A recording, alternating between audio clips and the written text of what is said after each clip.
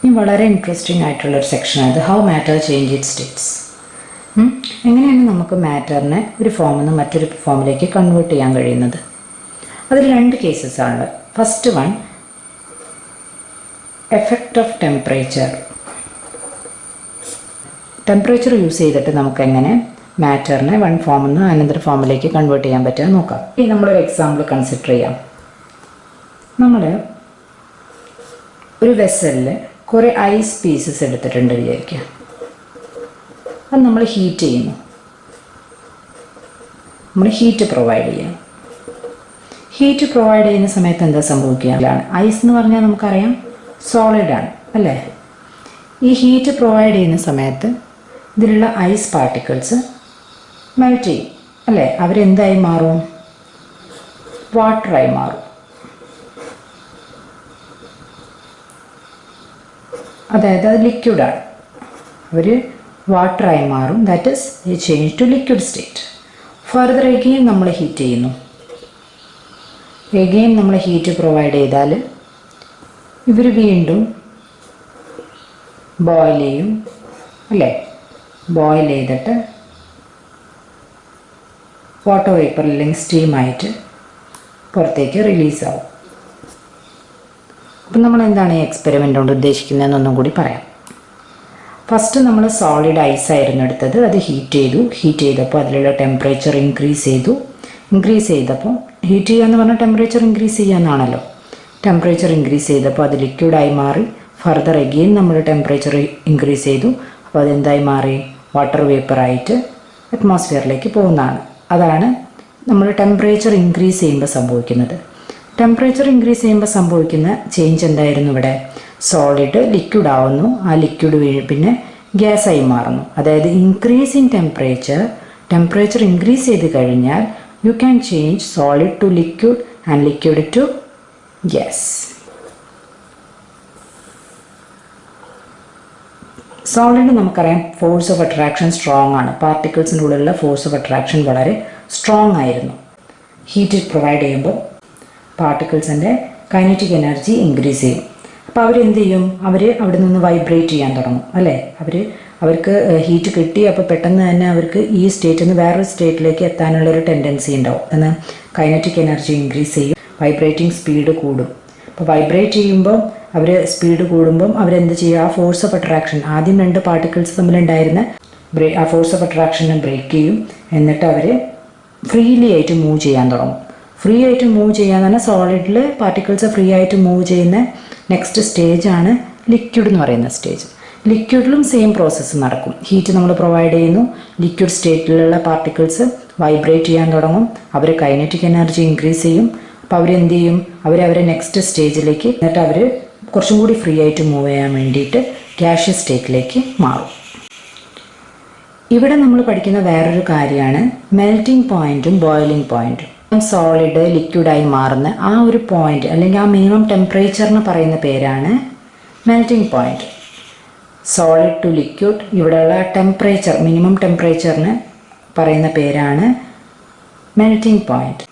Liquid boil ചെയ്യാൻ start ചെയ്യുന്ന ആ ടെമ്പറേച്ചറിന് പറയുന്ന പേരാണ് ബോയിലിംഗ് പോയിന്റ്. എന്താണ് melting point? It is the minimum temperature at which a solid melts to become a liquid. ഇവിടെ സ്ഥിരമായിട്ട് വരുന്നൊരു ക്വസ്റ്റ്യൻ ഉണ്ട്. ഈ എക്സ്പെരിമെൻ്റ് ഒന്നുകൂടി നോക്കാം. നമ്മളിത് ഹീറ്റ് ചെയ്തുകൊണ്ടിരിക്കുമ്പോൾ ഐസ് പാർട്ടിക്കിൾസ് ഹീറ്റ് അബ്സോർബ് ചെയ്തുകൊണ്ടിരിക്കും. അങ്ങനെ ഒരു സ്റ്റേജ് എത്തുന്ന സമയത്ത്, പെർട്ടിക്കുലർ സ്റ്റേജ് എത്തുമ്പം ഐസ് മെൽറ്റ് ചെയ്യുന്ന സ്റ്റാർട്ട് ചെയ്ത് കഴിഞ്ഞാൽ പിന്നെ ആ ഫുൾ ഐസ് മെൽറ്റ് ചെയ്യുന്നവരെ ആ ടെമ്പറേച്ചറിന് യാതൊരു ചേഞ്ചും ഉണ്ടാവില്ല. അപ്പോൾ പിന്നെ നമ്മൾ പ്രൊവൈഡ് ചെയ്യുന്ന ആ ഹീറ്റ് എവിടേക്കാണ് പോകുന്നത്? ആ ക്വസ്റ്റ്യൻ സ്ഥിരമായിട്ട് വരുന്നതാണ്. ആ ഹീറ്റ് എവിടേക്കാണ് പോകുന്നതെന്ന് വെച്ചാൽ, ഫസ്റ്റ് നമ്മൾ ഹീറ്റ് പ്രൊവൈഡ് ചെയ്തുകൊണ്ടിരിക്കുകയാണ്. പാർട്ടിക്കിൾസ് ഹീറ്റ് അബ്സോർബ് ചെയ്യും. ഇതിലുള്ള എല്ലാ പാർട്ടിക്കിൾസും ആ ഹീറ്റ് എനർജി അബ്സോർബ് ചെയ്തിട്ട് കൈനറ്റിക് എനർജി ഇൻക്രീസ് ചെയ്യാൻ വേണ്ടിയിട്ട് നമ്മൾ പ്രൊവൈഡ് ചെയ്യുന്ന ഹീറ്റിനെ യൂസ് ചെയ്യുന്നു. അതുകൊണ്ടാണ് അവിടെ ഒരു വേരിയേഷൻ ഇൻ ടെമ്പറേച്ചർ പിന്നെ സംഭവിക്കും. നമുക്ക് എത്ര ഹീറ്റ് പ്രൊവൈഡ് ചെയ്താലും ആ വേരിയേഷൻ കാണിക്കാത്തത് കൊണ്ട് ആ ഹീറ്റിനെ നമ്മൾ പറയുന്ന പേരാണ് ഹിഡൻ ഹീറ്റ്. ഹിഡൻ ഹീറ്റിന് നമ്മളൊരു പേര് പറയും, അതാണ് ലേറ്റൻറ്റ് ഹീറ്റ്. സോളിഡ് ലിക്വിഡായി കൺവേർട്ട് ചെയ്യുന്ന ആ പ്രോസസ്സിന് പറയുന്ന പേര് ഫ്യൂഷൻ എന്നാണ്. സോളിഡ് ലിക്വിഡായിട്ട് കൺവേർട്ട് ചെയ്യുന്ന പ്രോസസ്സിന് പറയുക ഫ്യൂഷൻ എന്നാണ്. അപ്പോൾ നിങ്ങൾക്ക് പഠിക്കാനുള്ള ഒരു ടേമാണ് ലേറ്റൻറ്റ് ഹീറ്റ് ഓഫ് ഫ്യൂഷൻ. ഇപ്പം നമ്മൾ പറഞ്ഞ കാര്യങ്ങൾ വെച്ചിട്ട് ലേറ്റൻറ്റ് ഹീറ്റ് ഓഫ് ഫ്യൂഷനെ നമുക്ക് എങ്ങനെ ഡിഫൈൻ ചെയ്യാം? The heat energy, latent heat എന്ന് പറഞ്ഞാൽ തന്നെ ഹീറ്റ് എനർജി ആണല്ലോ. The heat energy that is required to change a solid in to liquid. കുറച്ചും കൂടി എക്സ്പ്ലെയിൻ ചെയ്തിട്ട് വേണം പറയാൻ. അപ്പോൾ എന്താണ് latent heat of fusion? It is the amount of heat energy required to change 1 kilogram of a solid in to liquid at atmospheric pressure. Next നമുക്ക് ഈ liquid to gas എന്നുള്ള കൺവേർഷൻ നോക്കാം. ലിക്വിഡ് ഇതിലുള്ള സെയിം എക്സാമ്പിൾ തന്നെ consider ചെയ്യുക. Water heat ചെയ്യാം. നമുക്കറിയാം water boil ചെയ്യുന്ന ടെമ്പറേച്ചർ 100 degree centigrade ആണ് അല്ലേ? Boiling point of water is 100 degree centigrade. നേരത്തെ പറഞ്ഞു 0 degree centigrade എത്തിക്കഴിഞ്ഞാൽ പിന്നെ ചേഞ്ച് ഒന്നും ഉണ്ടാവില്ല എന്ന് പറഞ്ഞു. അതുപോലെ ഇവിടെയും 100 degree centigrade എത്തിക്കഴിഞ്ഞാൽ പിന്നെ നമ്മൾ എത്ര ഹീറ്റ് സപ്ലൈ ചെയ്താലും ചേഞ്ച് ഒന്നും ഉണ്ടാവില്ല. അതെന്തുകൊണ്ടാണെന്ന് ക്വസ്റ്റ്യൻ ചോദിക്കാറുണ്ട്. എന്തുകൊണ്ടാണ് അതിൻ്റെ റീസൺ? നമ്മൾ ഹീറ്റ് എനർജി സപ്ലൈ ചെയ്യുന്ന സമയത്ത് വാട്ടറിലേക്ക് ഹീറ്റ് എനർജി സപ്ലൈ ചെയ്യുമ്പോൾ പാർട്ടിക്കിൾസ് സ്റ്റാർട്ട്സ് മൂവിങ്. നേരത്തെ പറഞ്ഞ അതേപോലെ തന്നെ അതിലുള്ള മൂവ് ചെയ്യാൻ തുടങ്ങും. അങ്ങനെ ഒരു പോയിന്റ് റീച്ച് ചെയ്യുന്ന സമയത്ത് ഈ പാർട്ടിക്കിൾസൊക്കെ അവർ മാക്സിമം എനർജി അബ്സോർബ് ചെയ്ത പാർട്ടിക്കിൾസൊക്കെ ഫോഴ്സ് ഓഫ് അട്രാക്ഷനിന് ബ്രേക്ക് ചെയ്തിട്ട് അവരെന്ത് ചെയ്യും? ലിക്വിഡ് ടു ഗ്യാസ് ആയിട്ട് കൺവേർട്ട് ചെയ്യും, അല്ലെങ്കിൽ സ്റ്റീമായിട്ട് പുറത്തേക്ക് പോകും. അപ്പോൾ ഈ പർട്ടിക്കുലർ ടെമ്പറേച്ചർ, അതായത് ലിക്വിഡ് ഗ്യാസ് ആയിട്ട് ചേഞ്ച് ചെയ്യുന്ന ആ പർട്ടിക്കുലർ ടെമ്പറേച്ചറിന് നമ്മൾ പറയുന്ന പേരാണ് ബോയിലിംഗ് പോയിൻറ്റ്. പാർട്ടിക്കിൾസ്, ഇതിനുള്ളിലുള്ള പാർട്ടിക്കിൾസൊക്കെ എനർജി ഗെയിൻ ചെയ്യും. എന്നിട്ട് അവർ വേഗം വേപ്പർ സ്റ്റേറ്റിലേക്ക് കൺവേർട്ട് ചെയ്യാൻ പോകാൻ ശ്രമിക്കും. അതുകൊണ്ടാണ് പാർട്ടിക്കിൾസ്, സ്റ്റീമിലുള്ള പാർട്ടിക്കിൾസിനായിരിക്കും വാട്ടറിലുള്ള പാർട്ടിക്കിൾസിനേക്കാളും കൂടുതൽ എനർജി ഉണ്ടാവുക സെയിം 100 degree centigrade എന്നുള്ള ആ പർട്ടിക്കുലർ ടെമ്പറേച്ചറിൽ. കാരണം സ്റ്റീമിലുള്ള പാർട്ടിക്കിൾസ് എക്സ്ട്രാ എനർജിയൊക്കെ അബ്സോർബ് ചെയ്തിട്ട് കയ്യിൽ വെച്ചിട്ടുണ്ടാവും ലേറ്റൻറ്റ് ഹീറ്റിൻ്റെ രൂപത്തിൽ. പക്ഷെ ഇവിടെ പേരിനൊരു ചെറിയ മാറ്റമുണ്ട്. നേരത്തെ നമ്മൾ പറഞ്ഞത് സോളിഡ് ടു ലിക്വിഡ് ഫ്യൂഷൻ ആയിരുന്നു. പക്ഷേ ലിക്വിഡ് ടു ഗ്യാസ് അല്ലെങ്കിൽ വാട്ടർ ടു വാട്ടർ വേപ്പർ എന്ന് പറയുന്ന പേരാണ് വേപ്പറൈസേഷൻ. അപ്പോൾ ഇവിടെ യൂസ് ചെയ്യുന്ന ടേം ലേറ്റൻറ്റ് ഹീറ്റ് ഓഫ് വേപ്പറൈസേഷനാണ്. ഇത് ബോയിലിംഗ് പോയിൻ്റ് ആയിട്ട് റിലേറ്റഡ് ആണ്. Latent heat of fusion melting point ആയിട്ട് റിലേറ്റഡ് ആണ്. അപ്പോൾ എന്താണ് boiling point? The temperature at which A liquid starts boiling at the atmospheric pressure, അതാണ് ബോയിലിംഗ് പോയിൻ്റ്.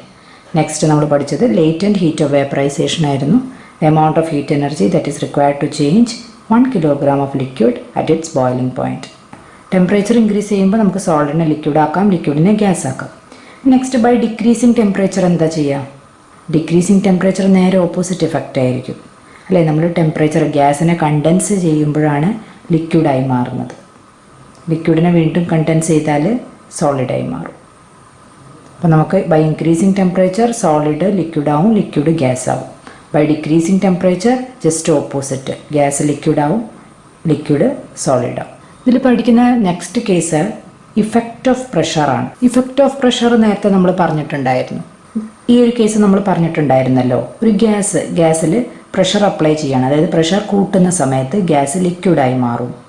ലിക്വിഡിൽ വീണ്ടും പ്രഷർ കൂട്ടിയാൽ അത് സോളിഡായി മാറും. പാർട്ടിക്കിൾസ് ഒന്നും കൂടി അടുത്ത് വരും.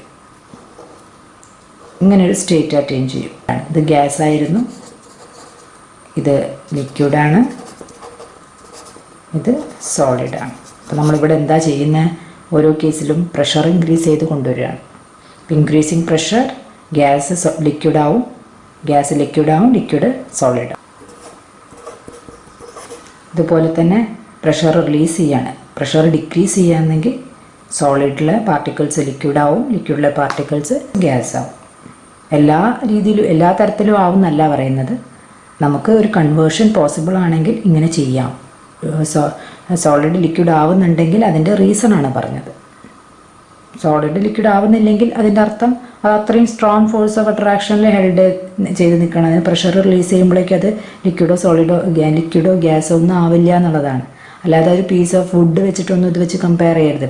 പീസ് ഓഫ് വുഡിലൊക്കെ എന്തുകൊണ്ടാവാത്തതെന്നുള്ളതിൻ്റെ റീസൺ എങ്ങനെയാണ് പറയാൻ പറ്റുക? Because they are held by strong force of attraction. In case എന്തെങ്കിലും ഒരു ഓപ്ഷൻ ഉണ്ട്, അതായത് ആ ഫോഴ്സ് അട്രാക്ഷൻ റിലീസ് ചെയ്യാനുള്ള എന്തെങ്കിലും അങ്ങനത്തെ സബ്സ്റ്റൻസസ് ആണ്, ആ ഫോഴ്സ് ഓഫ് അട്രാക്ഷൻ റിലീസ് ചെയ്യാൻ പറ്റിയ സബ്സ്റ്റൻസസ് ആണെങ്കിൽ മാത്രമേ ഈ കൺവേർഷൻ പോസിബിൾ ആയിട്ടുള്ളൂ. അല്ലെങ്കിൽ കൺവേർഷൻ പോസിബിൾ അല്ല.